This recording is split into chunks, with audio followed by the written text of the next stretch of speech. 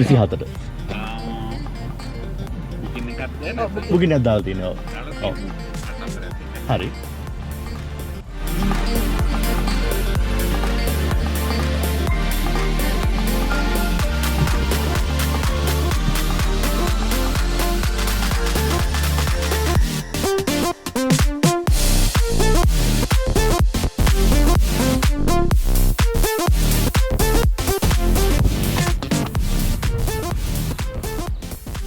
කොතනද පාක් කරගන්නේ? මෙතන පාක් කරගන්නේ? right good morning සීක viewers-ලට. ඉතින් තව අලුත් වීඩියෝ එකක්. ඉතින් අද අපි ස්පෙෂල් වැඩක් කරන්න ආවේ. ඉතින් අද අපි ඇවිල්ලා ඉන්නේ නුවරඑළියට.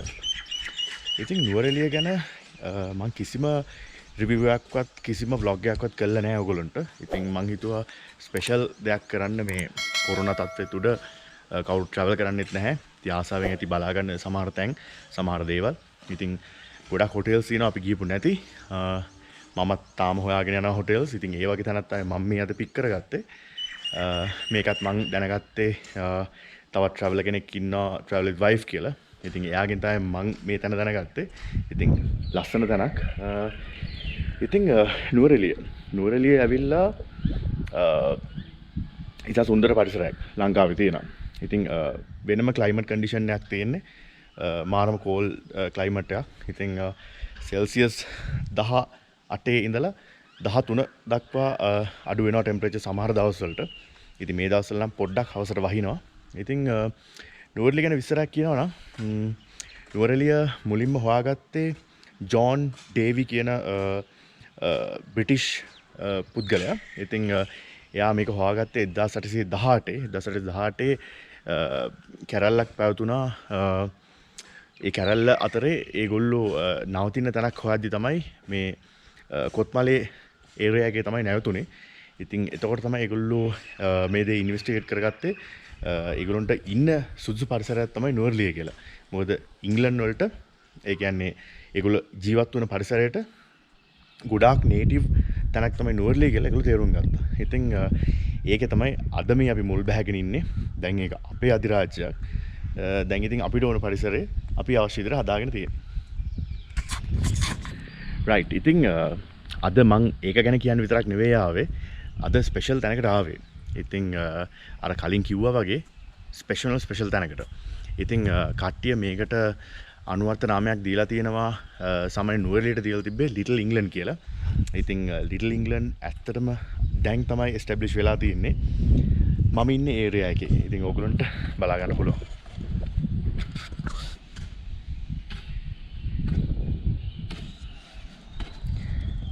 right ඉතින් අපි තව ටුවර් එකක් යන් මේක වටේම. මේක වෙනම හවුසින් ස්කීම් එකක් වගේ තමයි හදලා තියෙන්නේ. හැබැයි මේකේ ඉංග්ලිෂ් විදියට තමයි හැම ස්ට්‍රක්චර් එකක්ම හැදිලා තියෙන්නේ. ඕගොල්ලන්ට මම ගොඩක් වෙනස් ගෙවල් ටිකක් පෙන්නන්නම්. දැන් අපි ඉන්න හවුස් එක තමයි අරක. ඒක තමයි Stony Croft Cottage කියලා කියන්නේ. ඉතින් අපි ඒක ඇතුලේ ෆැසිලිටිස් ටිකුත් බලමු. අද අපි නවතින්නේ ඒකේ.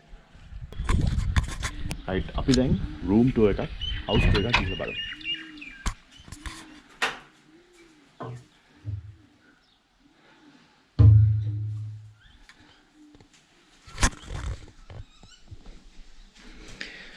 සීතල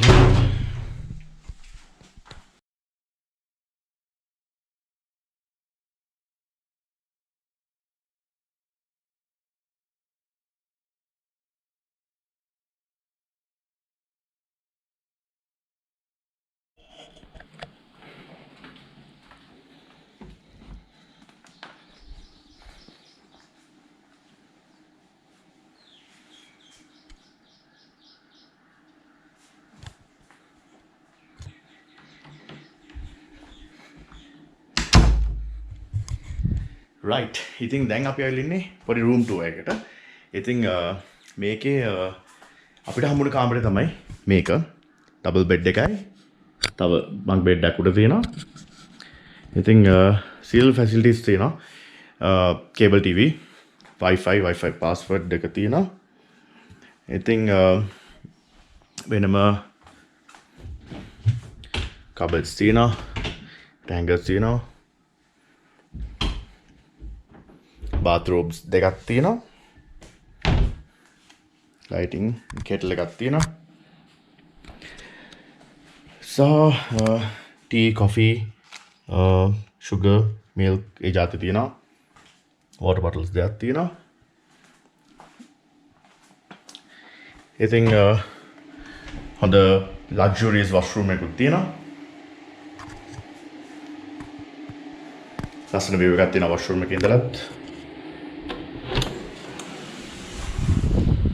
right ඔයගොල්ලන්ට කිව්වේ නැති දෙයක් තියෙනවා. jacuzzi එකකුත් තියෙනවා. that's the special one. I think shower එකක් වෙන්නන්න. rain shower එකක් තියෙනවා. වෙනම toiletries දෙකක් තියෙනවා. shampoo, body wash, conditioners.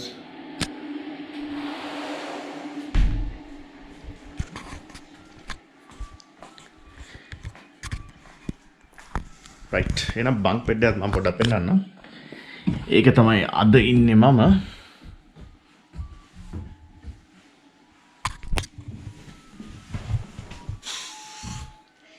right without delay ඉතින් මේ room tour එකේ ස්පෙෂල්ම දේ තමයි මේ room එකේ තියෙනවා ස්පෙෂල් view එකක්. ඉතින් ඒ view එකක් බලමු මොකක්ද කියලා.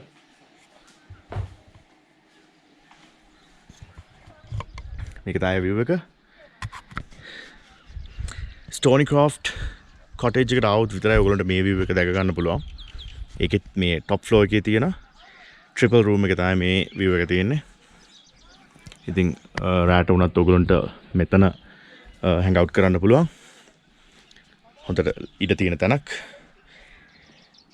clearly 5-6 දෙනෙක්ට ඉඩ ඇතුව හොඳට enjoy කරන්න පුළුවන්.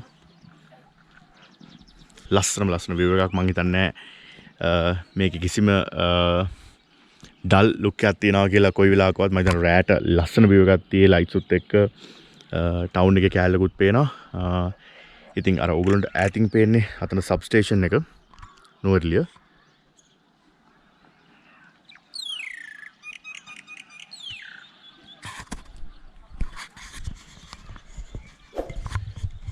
right ඉතින් ඔගොල්ලෝ සැටිස්ෆයිඩ් වෙන්නේ නැති මගේ ඩීටේල්ස් උත් එක්ක මේ හොටෙල් එකේ. ඉතින් මේ හොටෙල් එකේ ඩීටේල්ස් මම ඩිස්ක්‍රිප්ෂන් එකේ දාන්නම්. ඔයගොල්ලෝ කන්ටැක්ට් කරලා එන්න. මොකද මේ කාලේ මේ පැන්ඩමික් සිටුේෂන් එකේදී ගොඩක් ඩිස්කවුන්ට් එකක් හම්බෙලා තියෙනවා මේ හොටෙල්ස් වලට. ඉතින් මම හිතන්නේ ලිටල් ඉංග්ලන්ඩ් කොටේජස් වලින් අඩුම රේට් එක තියෙන්නේ මේ කොටේජ් එකේ.